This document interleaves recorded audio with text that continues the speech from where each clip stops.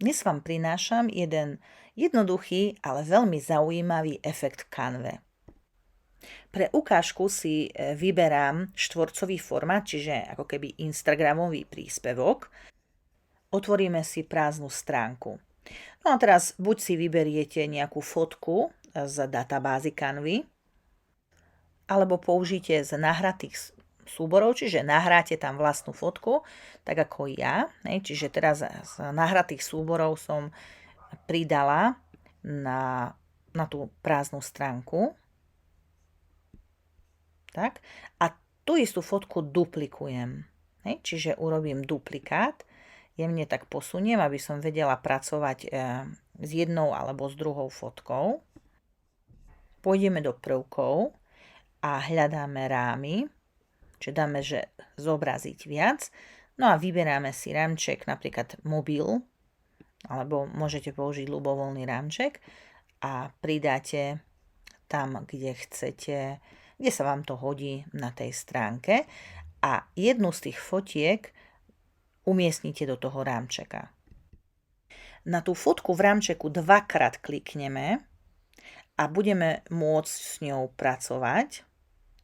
Čiže natiahneme na tú pôvodnú veľkosť. Neviem, či to vidíte, ale presvitá tá fotka, vidíme tú spodnú fotku, takže vieme podľa tých črt alebo podľa nejakých obrysov umiestniť presne na to miesto, kde potrebujeme. Čiže keď pracujeme s fotkou v mobile, dvakrát klikneme. A keď teraz chceme ako pracovať okolo, takže klikneme na tú veľkú fotku, dáme upraviť a vyberieme si, že upraviť farby.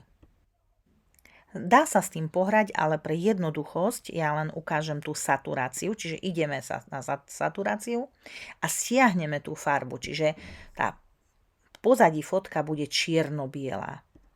Mohla by ostať aj tak, ale ešte vieme sa pohrať s priehľadnosťou, čiže v podstate bude taká jemnejšia tá fotka v pozadí. Čiže nastavím tú priehľadnosť a myslím si, že tak by mohla tá fotka ostať, ale môžem vám ešte ukázať, že ako sa to dá ešte spraviť ešte zaujímavejšou. Berme tak, že to už bude pokročilá technika, takže ideme na videá. Ja už to mám predpripravené také video so zaujímavým efektom, takže natiahnem to tiež na tú plochu. Tak. Teraz idem na polohu, čiže zmením polohu, vrstvy a posuniem to video, ten efekt, úplne dozadu, poza tie fotky. A tiež, keď to chcem zjemniť, a preto vidíme to video, hoci je tam vzadu, lebo pamätáte sa, že tú čierno-bielú fotku sme spriehľadnili, tak teraz to isté urobíme aj s tým videom alebo s tým efektom, že tak spriehľadníme a tiež celé to je také jemné, ale podľa mňa to je také zaujímavé.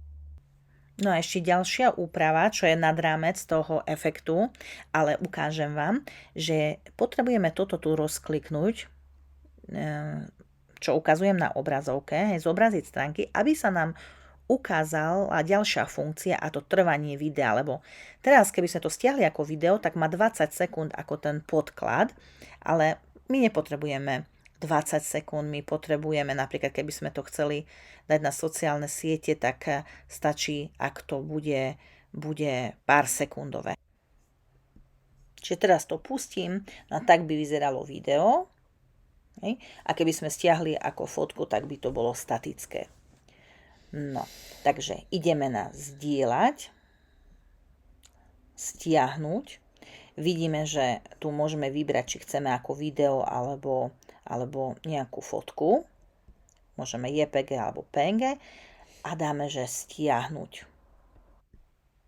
Takže čo poviete? Vyskúšate? Dajte mi potom vedieť a teším sa na vaše výtvory.